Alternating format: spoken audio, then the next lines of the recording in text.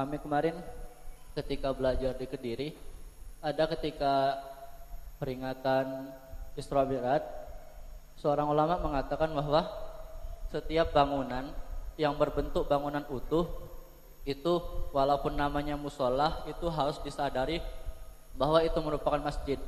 Nah, yang jadi pertanyaan Bu ya, Bangunan apa? Bangunan apa? bangunan yang berbentuk utuh, berbentuk cuma untuk beribadah seperti itu Bu ya.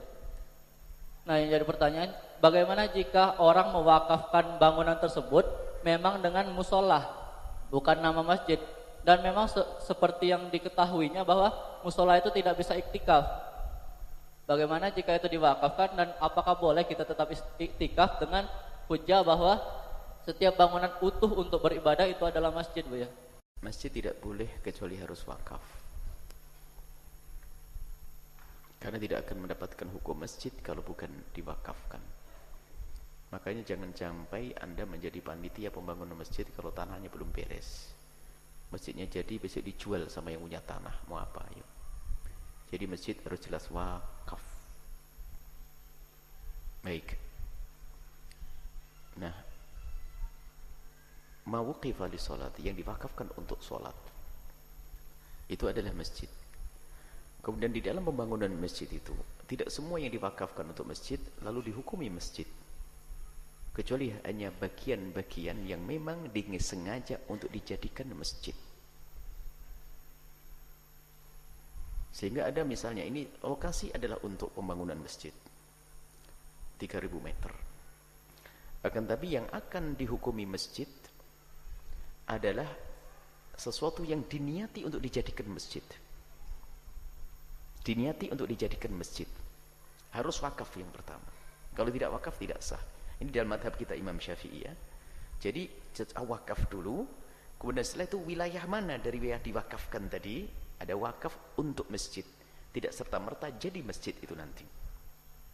Ada WC-nya, ada toilet, ada tempat parkir segala macam yang orang haid boleh di situ.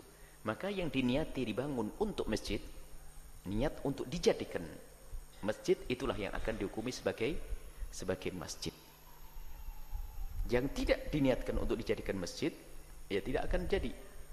Maka waktu membangun, dan bangunan tidak harus bangunan megah semacam ini, asalkan sudah diniati dalam patok atas segalanya itu dijadikan masjid dan harus wakaf. Kemudian di dalam madhab lain seperti madhab Abu Hanifah itu, kalau ada orang membuka rumahnya lalu aku wakafkan untuk sholat langsung jadi masjid. Ini ada pendapat seperti itu. Jadi ada sesuatu yang diwakafkan untuk masjid langsung jadi masjid. Wakafkan untuk sholat. Rumah ini aku wakafkan untuk sholat, maka sholat itu langsung jadi masjid. Ada sebagian pendapat seperti itu. Akan tapi di sini adalah syaratnya masjid harus wakaf. Dan yang dihukumi masjid adalah yang diniati untuk pembuatan masjid itu. Yang tidak, tentu tidak. Karena di sana ada wilayah-wilayah yang boleh. Misalnya halamannya boleh orang haid duduk di situ. Bahkan mungkin dibuatkan satu tempat khusus yang terhormat bagi orang yang lagi haid bisa menghadiri majelis mungkin di situ. Ini seperti itu. Jadi tidak serta-merta langsung semuanya jadi masjid. Tapi ingat, kalau tidak wakaf tidak bisa digunakan untuk masjid. Tidak boleh dijadikan, bukan dihukumi masjid. Karena apa? Itu miliknya seseorang. Nanti bisa dibagi, bisa dijual, bisa diwaris dan seterusnya. Maka kami himbau kepada siapapun yang mengurusi lembaga dan sebagainya, ini masalah wakaf ini penting. Pondok pesantren harus wakaf, itu penting. Jangan sampai tanahnya belum wakaf, ngundang donatur. Orang yang mewakafkan hartanya untuk bangun di atasnya, tanahnya belum tak taunya dijual lagi sama yang punya tanah. Kan ngaco. Anda bangun pondok itu dilihat tanahnya sudah wakaf atau belum, jelas atau belum. Anda capek-capek bangun 6 tingkat, tak taunya apa? Meninggal dunia dijual. Anda tidak bisa ngomong sertifikatnya tanahnya dia kok.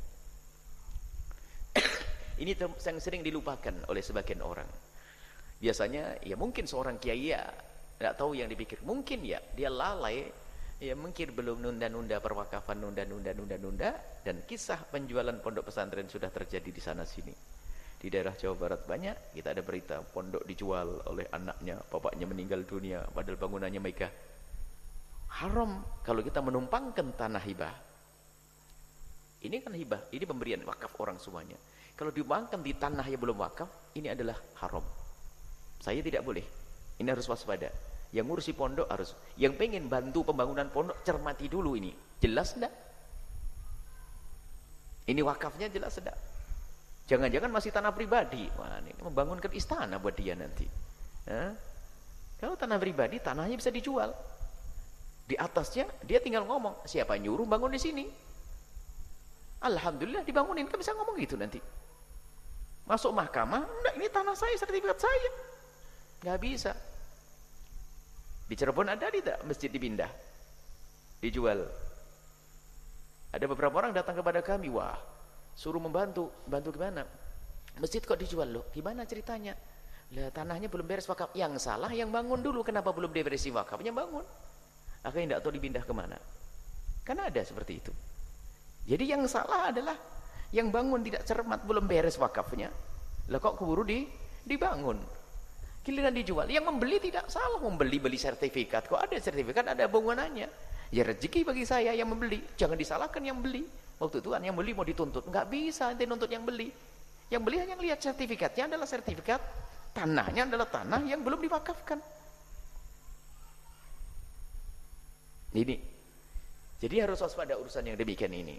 Dan juga jangan berlebihan baru begitu langsung jadi masjid ya nanti. Kalau memang diniatkan untuk bukan masjid, maka tidak akan jadi masjid.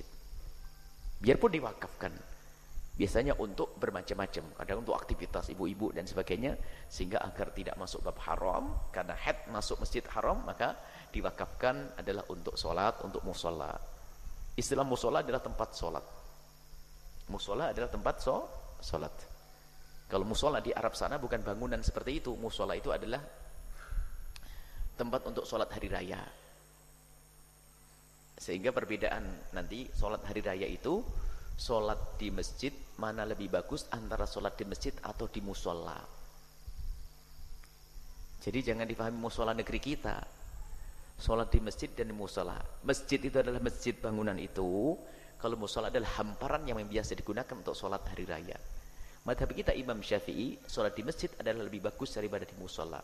Imam Ahmad bin Hanbal mengatakan sholat di musola lebih bagus daripada sholat di masjid.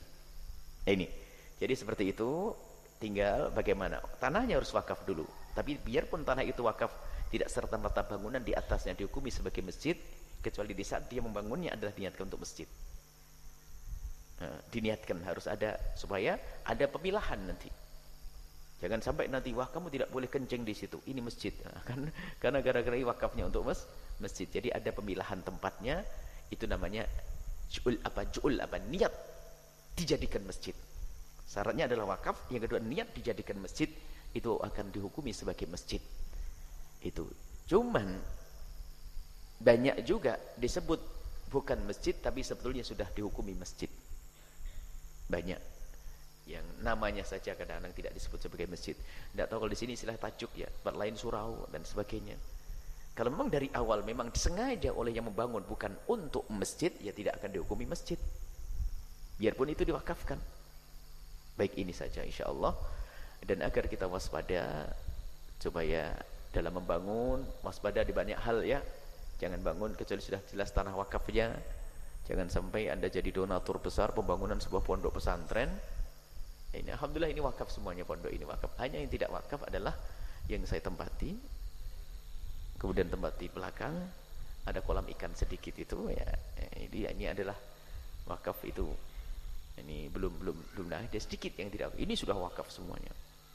Dan kubur sendiri wakaf untuk kubur. Itu kuburan itu bukan wakaf untuk pondok. Ini khas, itu spesial adalah memang dibuat untuk kuburan. Gak boleh kita mengkubur orang di tanah wakaf pondok, haram hukumnya. Agar tahu, itu yang dibuat kuburan ini memang spesial, itu diwakafkan hanya untuk kuburan. Wakaf untuk kuburan. Ada sebagian, mungkin semoga Allah mengampuni, ada sebagian orang meninggal dunia hanya karena mungkin pengurus pondok dan supaya langsung dikubur di tanah wakaf, bukan untuk kuburan. Gak boleh. Itu bukan tanahmu. Kalau tanah pribadimu, iya, setelah itu diwakafkan agar tidak diwaris oleh anak keturunan. Ini wakaf ini penting sekali supaya kita tidak salah. Semoga Allah mengampuni kita semua dan muliakan kita semua dan menjadikan kita orang yang senantiasa memang spesial itu diwakafkan hanya untuk kuburan. Wakaf untuk kuburan. Ada sebagian, mungkin semoga Allah mengampuni, ada sebagian orang meninggal dunia hanya karena mungkin pengurus pondok dan sebagainya, langsung dikubur di tanah wakaf, bukan untuk kuburan. Nggak boleh, itu bukan tanahmu. Kalau tanah pribadimu, iya, setelah itu diwakafkan agar tidak diwaris oleh anak keturunan. Ini wakaf ini penting sekali supaya kita tidak salah. Semoga Allah mengampuni kita semua dan muliakan kita semua dan menjadikan kita orang yang senantiasa